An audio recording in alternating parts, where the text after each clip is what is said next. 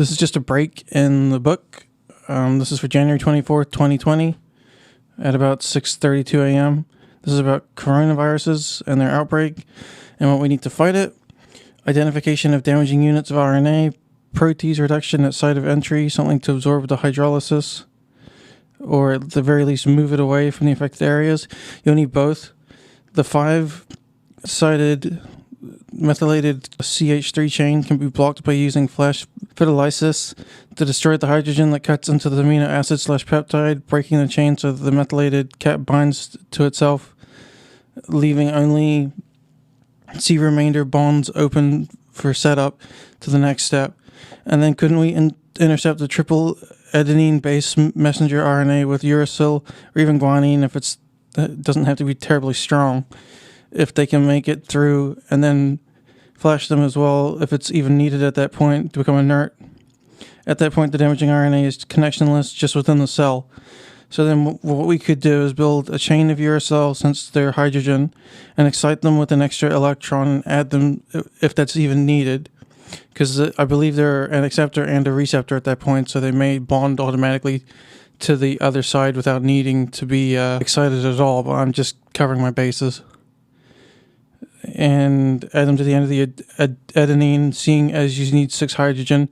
I realize it's overkill because there's only 3 spots and there's 3 spots on the other end. I believe so. Because how else would you get 3 spots on one end? Anyway, I'm getting lost in my train of thought. So it's a matter of folding the carbon in on itself through pulsed flashing and then swinging it into a bond on the other end of the virus, making it inert in the shape of a semi-Pringle, so that it's no longer a corona, as it's named for, but is instead shaped more like a wafer. And then I have pictures of how to do it. So what happens, and then I go into like hypotheticals of like, what happens if we insert these builds into the system through a breathing device after they've been flashed, so that the furthest depths can be reached within the body, making sure that the red blood cells carry the good stuff to the damaged area so that they reach the cells that are affected, transfer into the systems of the cells, or at least bump into them and cause the folding from interferons doing their duty once they realize that the virus is now inert and they can take it as waste to be disposed of, while alerting other cells for the same infection. But how do we do that within a syringe? Flashing seems simple enough to do, rapidly done over the body. Painful and dangerous perhaps due to the weakened state of the patient. Perhaps an IV that keeps the body cooler at a greater discomfort to the user and creates a greater heat difference between the virus RNA and the cell it's infecting, so that they can be found and flashed without bringing the overall temperature of the human body into an unsafe measure. Then it's a matter of developing an interferon that can be made outside the body and with the inert virus folded so that it knows to attack it, which it should naturally know because it's an unknown, though it may present fever, which may worsen respiratory infections. Though if they're caught early enough and there's no respiratory infection or diarrhea, because we're going to have to look for other symptoms, we can probably just make an immunization shot out of the interferon that we've designed backwards based on this folded virus, this folded virus cell. Or it's not a cell. Virus or whatever it is. And then, go from there. Just work our way backwards, and I'm happy to help with that.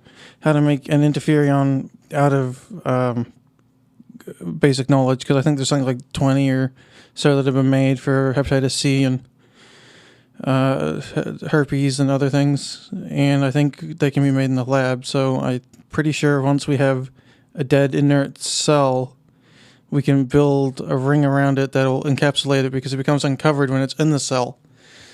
And that's what we need to do, because it's got this protective shield so that it travels through the bloodstream without being acknowledged by the body until it hits the cell that it wants to attack, goes through the cell wall, releases the RNA, and then just goes to town, cutting it in through hydrolysis, which is just where hydrogen molecules cut in through the natural RNA and join in. It's a pretty way to say they splice into the body. That's about it so far. If I have any more information that I can come up with, I'll let you know. If there's anything that this helps with, let me know. If it doesn't help with anything, tell me, because I need to learn that stuff. Yeah, but there's a lot to learn, and I would like to learn about it because this is the kind of stuff that I find fascinating. So back to regular broadcasting after this. Thank you very much, Jay.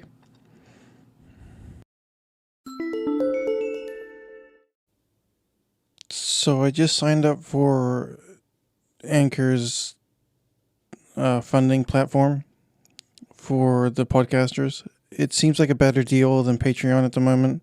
So I would ask that you click the button that says donate and maybe donate $1 or $5 or $10 a month to us so that we can keep going. And I can produce almost daily or daily podcasts or more in the way that I've been going. And I'll produce book after book after book after book, and then I'll read through them. And I'll keep doing that until I can't see an end to it. It's so much fun. It really is. So please go to anchor.fm/divergentmind and click the donate button, and that'll help me out a whole bunch. Thank you so much, Jay.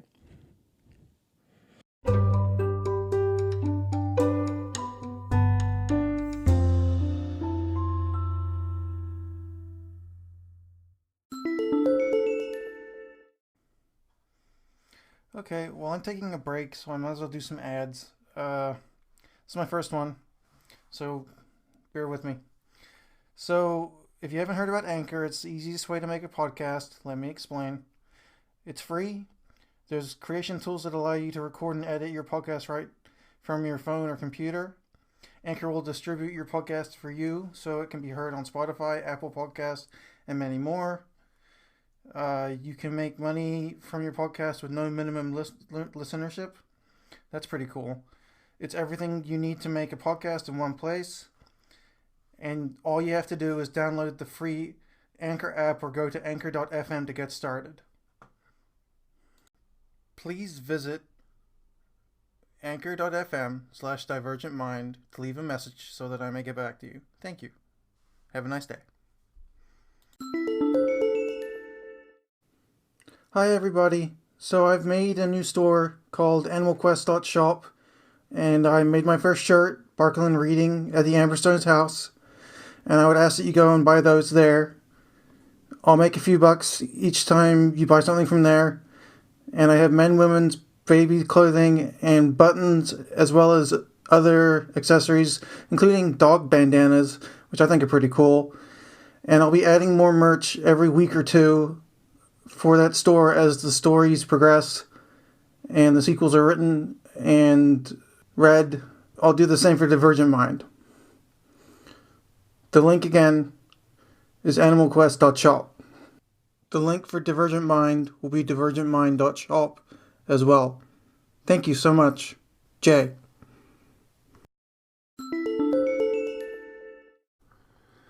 Okay, so I just wanted to let you know that I have a YouTube channel called Taught Myself, and that I've decided to start selling merch already with a phrase that my brother showed me saying, "My disability is invisible," of which I made a hat for myself. So I decided to make hats, shirts, hoodies, for both men and women on Spreadshirt.com. All you have to do is search for "My Disability is Invisible." It's in green, and that's mine. You'll know it's me because when you click the sale icon, the same little Divergent Mind icon comes up, and I hope you'll support me. I make about $5 per shirt or per sale. Everything else goes to Spreadshirt. But that's okay because it's still a better deal than a lot of other places. And I really hope you'll support me. Come check me out on the YouTube. Teach me how to do that properly so I can have a community there too. And I await your response.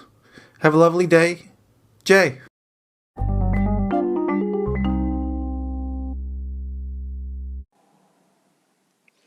Hey people, take a listen to the Divergent Mind podcast.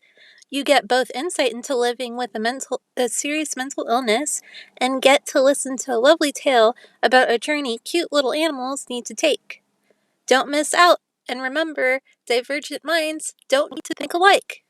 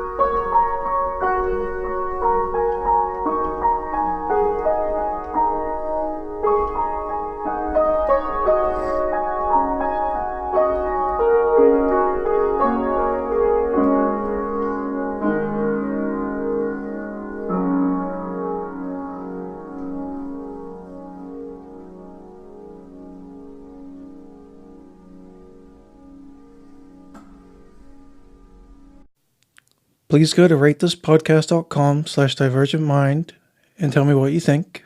Thank you very much. Yours truly, Jay.